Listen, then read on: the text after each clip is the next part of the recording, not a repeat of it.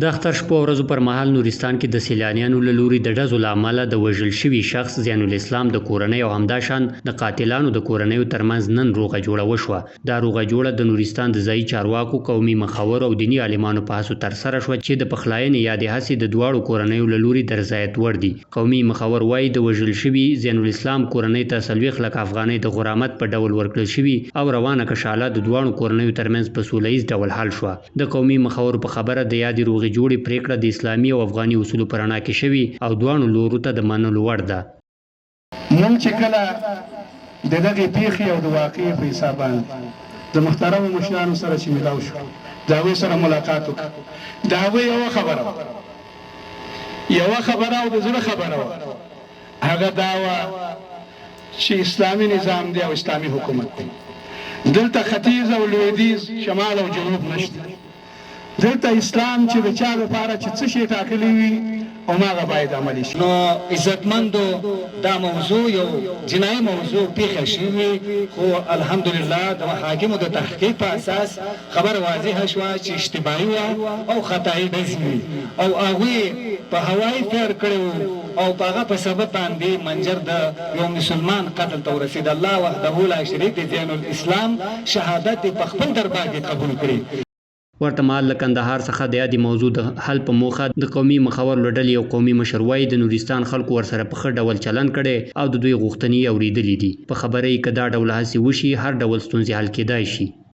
زموږ په مابینځ کې به خبرې سوي، موږ د دواړو جانبانه څخه غوښتنه کوو چې عفو راته وکړي.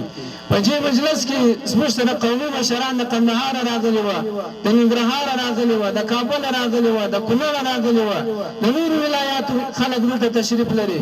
د ټولو په نمایندګي باندې موږ ستاسې څخه بخښنه غواړو که زموږ څخه خبرې سوي ستاسې د رواج او ستاسې د کلتور خلاف غږېدلي یو، په هغه کې موږ ستاسې څخه معافي غواړو.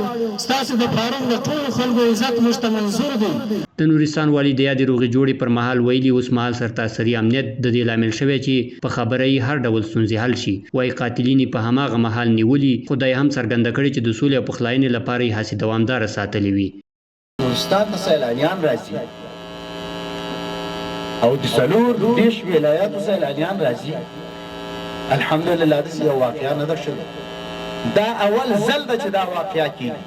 خلک ونیول شو، دلته بیا زمونږ بې کفایتي وه قانوني، که چېرته موږ خلک نه وای نیولي بیا زمونږ د نظام بې کفایتي وه، زمونږ د ادارې بې کفایتي وه، خو الحمدلله خلک نیول شوي دي. بیا موضوع دغه سر ته ورسېدله الحمدلله چې اوس دا موضوع دومره عاجل حل شوه. زه د قندهار دغه مشرانو نه ډېره مننه کوم چې دا موضوع دومره ځل حل کړه او همداشان د پارون خلکو نه او د قومي مشرانو نه یو نړۍ مننه کوم، لکه څنګه چې دا خبره په خلک کوي چې موږ د جرګې خلک هم لرو، د ادارې خلک هم لرو. د یادونې وړ د لوی اختر د شپو ورځو پر مهال نورستان کې یو شمېر سیلانیانو چې د کندهار ولایت اوسیدونکي وو هوایي ډزې کړې وې چې له امله یې د زین الاسلام په نوم د پارون یو اوسیدونکی وژل شوی و او دې پیښې د یو شمېر هیوادوالو غبرګونونه هم راپارولي وو.